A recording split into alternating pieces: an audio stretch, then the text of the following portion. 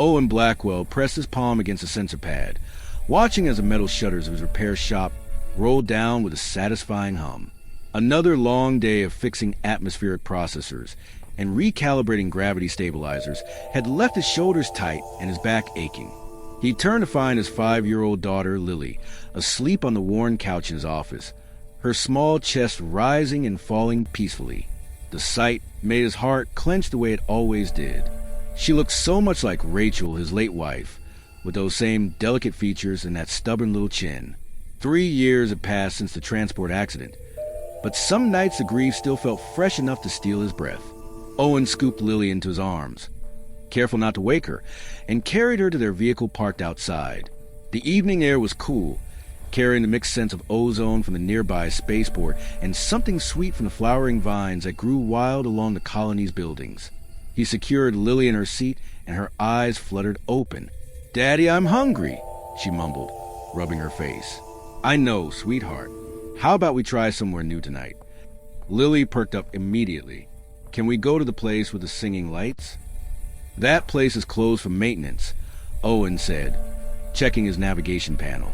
"But I saw a spot on the edge of the market district that looked interesting. Want to be adventurous?" "Yes." Lily clapped her hands. The transport lifted smoothly into the evening traffic lanes. Owen guided them away from the crowded human sectors toward the more diverse neighborhoods, where multiple species mingled. The buildings here showed a fascinating blend of architectural styles, some with the geometric precision favored by the insectoid chithrax, others with the flowing organic curves preferred by aquatic species. They landed outside a modest establishment called Nebula's Rest. The exterior was unassuming, but through the windows, Owen could see warm lighting and what appeared to be a comfortable interior, perfect for a quiet dinner with his daughter. A host with crystalline skin formations greeted them at the entrance. "Welcome, travelers. Booth or counter seating?" "Booth, please," Owen replied, guiding Lily inside. The restaurant was about half full, with a pleasant mix of species enjoying their meals. The air smelled of unfamiliar spices and cooking methods, making Owen's stomach rumble. They settled into a curved booth that adjusted its contours to human proportions, and a holographic menu appeared above the table. "Look, Daddy, they have sparkle juice." Lily pointed at a beverage that apparently changed colors as you drank it. "We'll see about that," Owen said with a smile, scrolling through options marked safe for human consumption. Movement caught his eye. A waitress approached their table, and Owen felt his breath catch slightly. She was humanoid, but clearly not human, with skin the color of morning lavender and hair like spun moonlight that fell in waves past her shoulders. Her eyes were large and expressive, the same shade as her skin, and her features held an otherworldly grace that made it hard to look away. But what struck him most was her obvious distress. Her hands trembled visibly as she carried a tray with water glasses, and he could see the telltale tracks of tears on her cheeks despite her attempt to compose herself. "Good evening," she said, her voice musical but strained. "I am Seraphine. I will serve you tonight." When she set down the glasses, water sloshed over the rim from her shaking hands. She quickly wiped it away, but not before Lily noticed. "Why are your hands shaking?" Lily asked with innocent directness. "Are you scared?"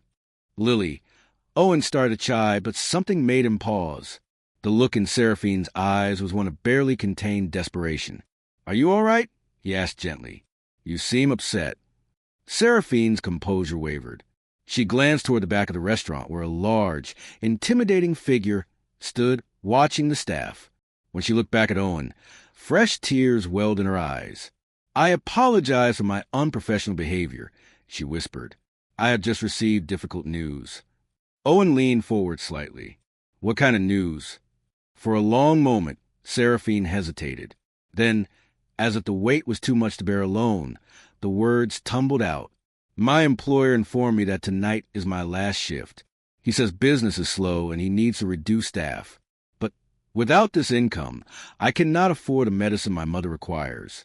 She has progressive neurodegradation, and the treatment is very expensive. Without it, she will deteriorate rapidly." Tears spilled down her cheeks, and she hastily wiped them away. "I am sorry. This is not appropriate to burden customers with my troubles." Lily reached out and touched Seraphine's hand. My daddy fixes things. Maybe he can fix your problem too. Seraphine managed a sad smile. That is very kind, little one, but I fear this is beyond repair. Owen studied the alien woman before him. There was something genuine in her distress, a dignity even in her desperation that spoke to his instincts. He had learned to read people quickly in his line of work, had to know who to trust and who was running a scam. Everything about Seraphine told him she was telling the truth. Actually, he heard himself say, I might be able to help with that. Seraphine blinked at him, confusion replacing some of her sorrow. I do not understand. I run a repair shop that specializes in multi-species technology, Owen explained. Most of my clients are not human, and honestly, I could use someone who understands different cultures and can communicate better with diverse customers. My technical skills are solid, but my people skills leave something to be desired. Hope flickered in Seraphine's eyes, tentative and afraid to bloom. You would offer me employment? But you do not know me. You do not know if I would be capable. You speak multiple languages clearly, Owen said. You work in service, so you understand customer relations. And right now, you need help, and I need help. Seems like it could work out for both of us.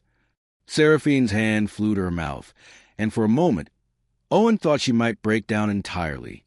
Instead, she straightened her shoulders, drawing on some inner reserve of strength. I would be honored to work for you, she said, her voice thick with emotion. When would you like me to start? How about tomorrow morning? 9 o'clock. I will be there, Seraphine promised. Thank you.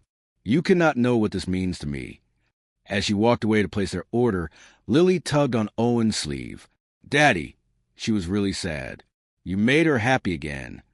Sometimes, sweetheart, we all need a little help, Owen said, though he found himself watching Seraphine move between tables with newfound grace now that hope had returned to her step.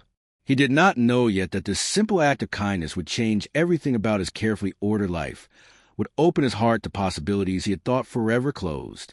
All he knew was that something had shifted in that moment, something that felt both terrifying and inevitable, like the first tremor before an earthquake that would reshape his entire world. The morning sun filtered through the grimy windows of Owen's repair shop, casting long shadows across the cluttered workspace.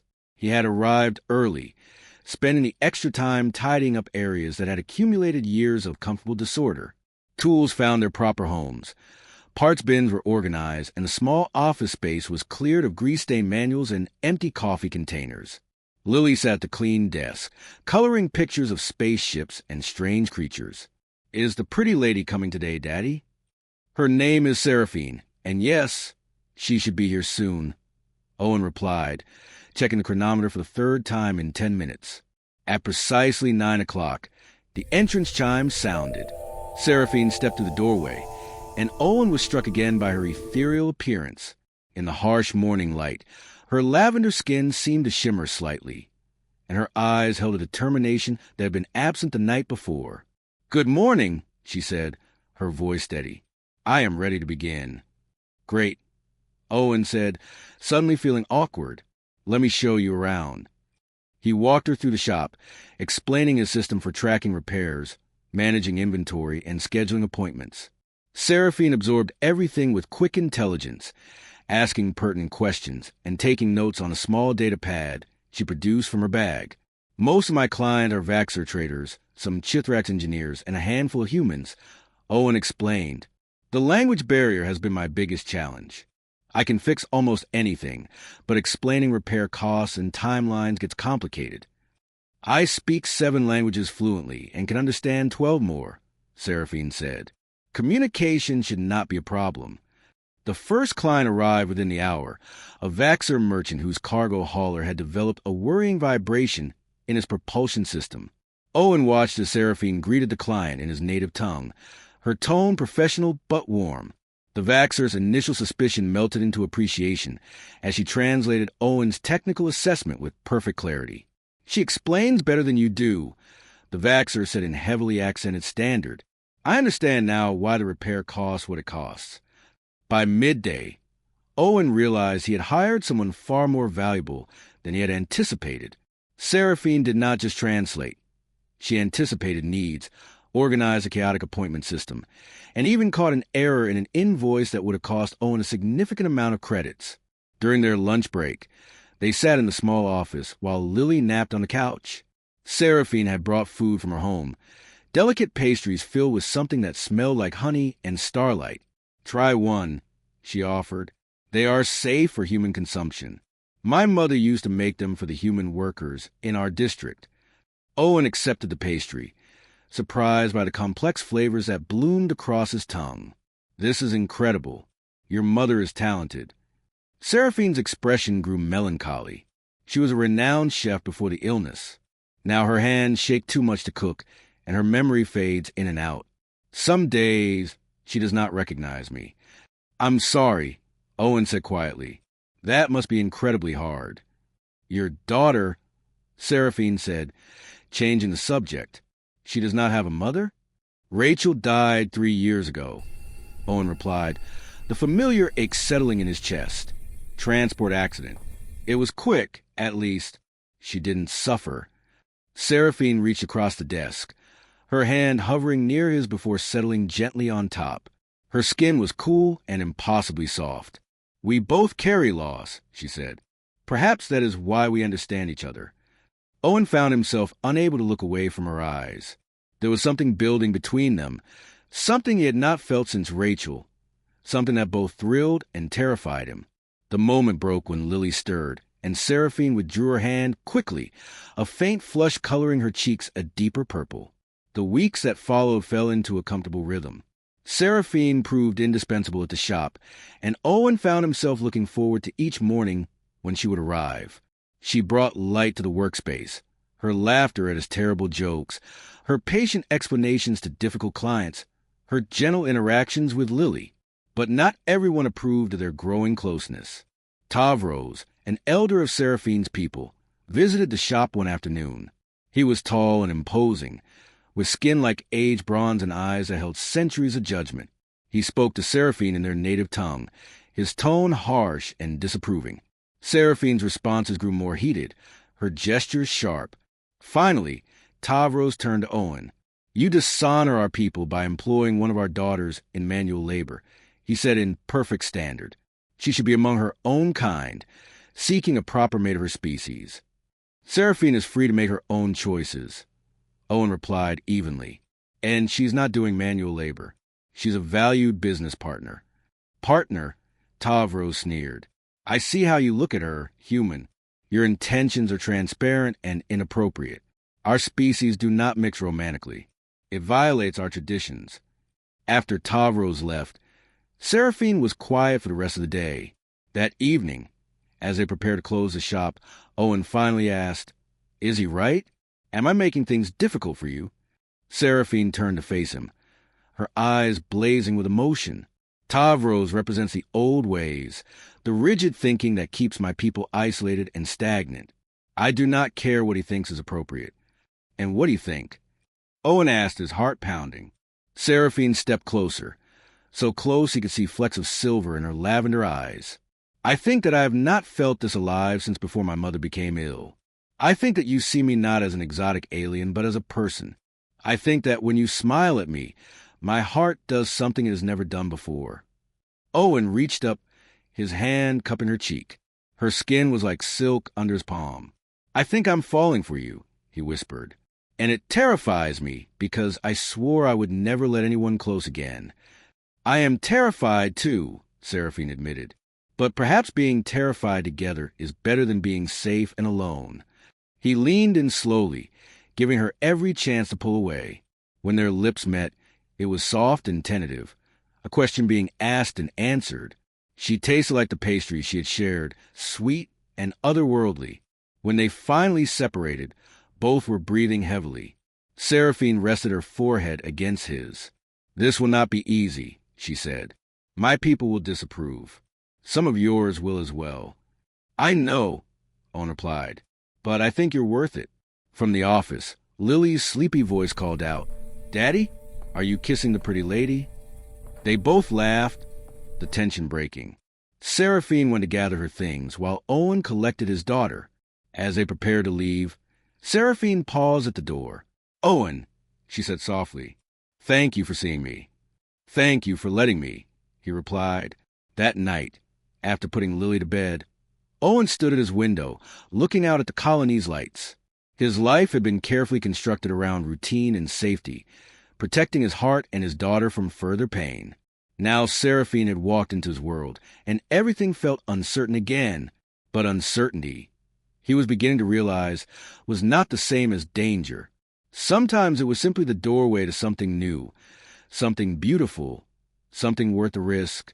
His communicator chimed with a message from Seraphine, a simple good night, accompanied by an image of the moon rising over her district. He smiled, saved the image, and sent back his own good night. Tomorrow would bring new challenges. Tavros would not be the last to disapprove. There would be obstacles and complications. But tonight, Owen allowed himself to hope that perhaps love could bloom even in the most unexpected circumstances, that perhaps two broken hearts could heal each other across the vast distance between species and stars. The emergency notification shattered the quiet evening like breaking glass. Owen was reviewing repair schedules when his communicator erupted with Seraphine's panicked voice. "Owen, please, I need help. My mother has collapsed. The medical facility says they cannot treat her without payment up front, and I do not have enough credits. I do not know what to do. Send me the location," Owen said, already grabbing his coat. "I'm coming." He dropped Lily with his neighbor, a kind elderly woman who had helped him many times before, and pushed his transport to its maximum safe speed. The medical facility was in Seraphine's district, a building that served primarily non-human species, with specialized equipment for diverse physiologies. He found Seraphine in the waiting area, her face streaked with tears, her entire body trembling. When she saw him, she collapsed against his chest, and he held her tight. "They say she needs immediate intervention," Seraphine sobbed. "A neurostabilization procedure. It costs 15,000 credits. I have saved only 3,000. Without treatment, she will lose all cognitive function within days." Owen's mind raced. 15,000 credits. He had maybe 8,000 in his business account, another 2,000 in personal savings. Not enough, but there had to be a way. "Let me talk to them," he said. The medical administrator was a being with multiple eye stalks, and a demeanor that suggested compassion was not a priority. "The procedure is expensive because it requires rare compounds and specialized equipment. We cannot perform it without guaranteed payment." "I can give you 10,000 now," Owen said, "and I'll sign a contract for the rest within 30 days. "Insufficient. We require full payment." Owen felt desperation clawing at his throat. Then an idea struck him, reckless and desperate, but possibly viable. "What if I offer collateral? My repair shop equipment and inventory are worth at least 50,000 credits. You hold the deed until I pay the full amount." The administrator's eye stalks swiveled thoughtfully. "That would be acceptable. However, if you default on payment, we seize all assets." "I understand." 2 hours later, the contract was signed, his life's work hanging in the balance. Seraphine's mother was taken into surgery while they waited in uncomfortable chairs, hands clasped together. "You should not have risked everything for us," Seraphine whispered.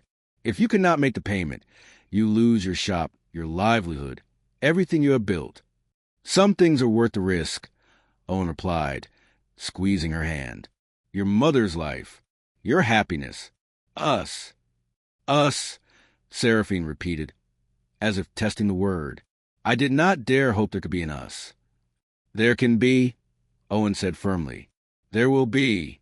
I don't care what Tavros or anyone else thinks. I love you, Seraphine. I think I have since that first night when you were so desperate and brave at the same time." Seraphine turned to him, her lavender eyes shimmering with tears. "I love you too. When you offered me that job, you saved more than my livelihood. You saved me from despair. You reminded me that kindness still exists in the universe." They kissed there in the sterile waiting room, a declaration of commitment in the face of an uncertain future. The surgery took 6 hours. When the doctor finally emerged, exhaustion cleared his posture, he delivered good news. The procedure was successful. She will need ongoing medication, but the degradation has been halted. With proper care, she should recover much of her cognitive function. Seraphine wept with relief, and Owen held her as joy and exhaustion poured out of her in equal measure. The next weeks were challenging. Owen worked longer hours than ever, taking on every repair job he could find, even the difficult ones he would normally decline. Seraphine managed the shop with fierce efficiency, bringing in new clients through word of mouth and her impeccable service. Lily adored having Seraphine around constantly.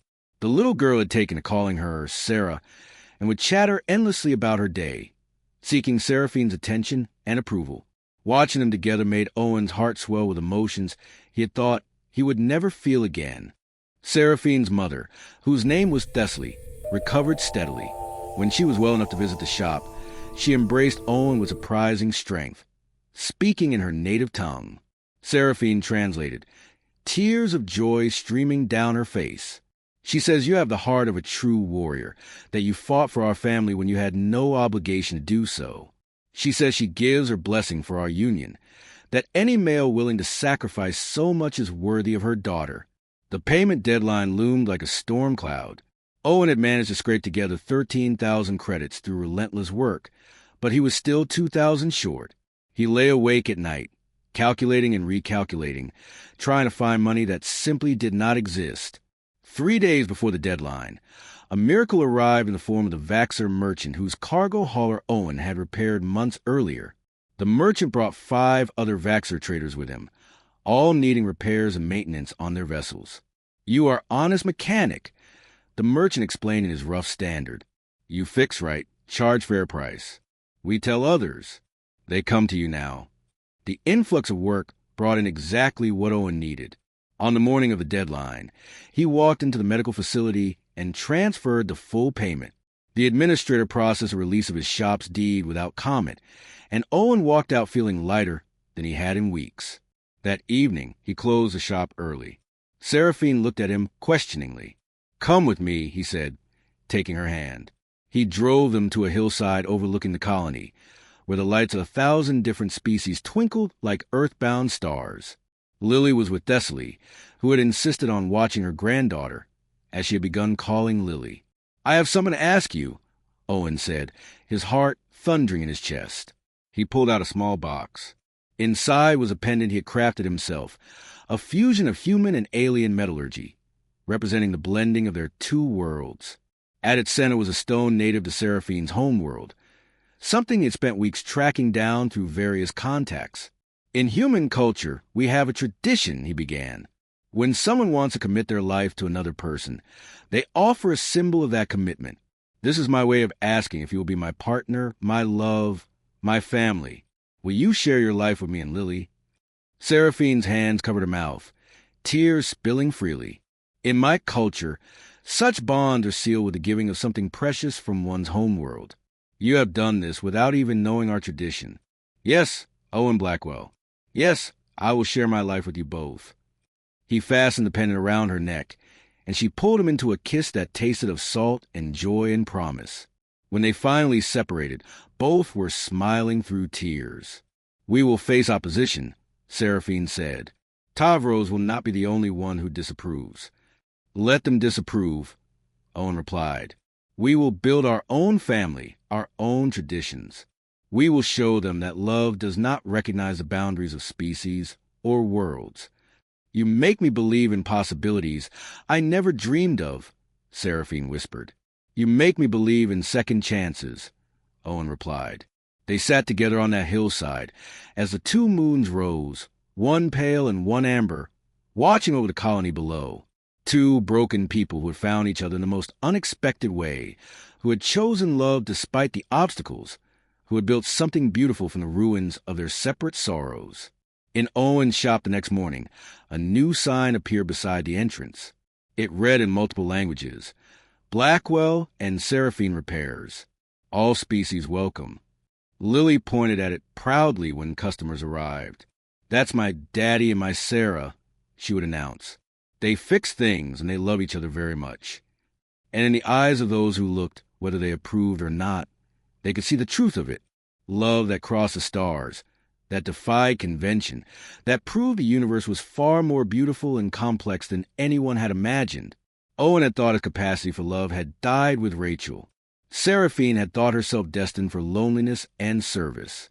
Together, they discovered that hearts could heal, that families could be built from the most unlikely elements, and that sometimes the most profound connections happen not despite our differences, but because of them. Their story was just beginning, but it was already extraordinary. A human mechanic, an alien woman, a little girl, and a recovering mother, all bound together by choice and courage, and the simple radical act of loving across the boundaries that others said should not be crossed. The universe was vast and strange and full of wonders. But perhaps the greatest wonder of all was this, that two hearts could find each other among infinite stars and choose, against all odds, to beat as one.